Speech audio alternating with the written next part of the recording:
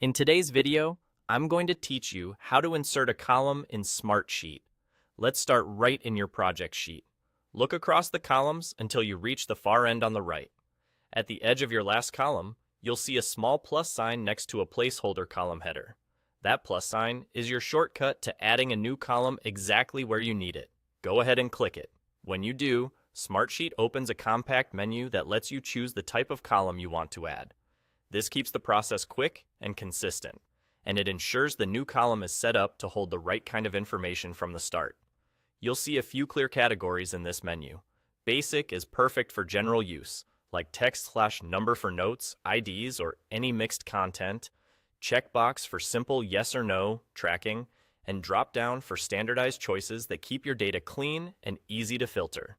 Planning or status columns usually include visual symbols, like red, yellow, green indicators, progress bars, or priority icons.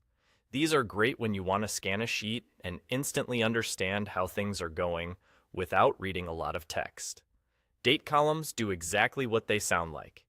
They store dates in a recognized format so you can sort, filter, and build timelines or reminders that work reliably. And people columns are designed for assigning tasks to contacts, keeping ownership clear, and handoffs seamless across your team. As you consider the type to pick, think about the kind of data you'll enter in that spot and how you'll use it later. If you plan to sort and filter regularly, choosing the most accurate type up front will save time and avoid cleanup. If you need to show at a glance health or progress, a status or symbol column will make that visual. If you're tracking deadlines or scheduling, a date column ensures your timelines and calendar views operate smoothly.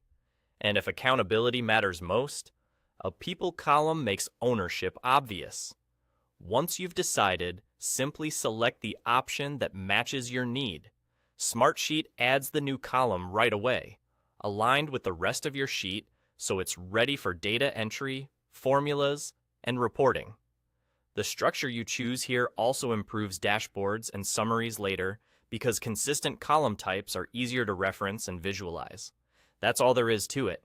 Click the plus sign at the end of your columns, choose the best fitting type from Basic, Planning Status, Date, or People, and your new column is in place and ready to go.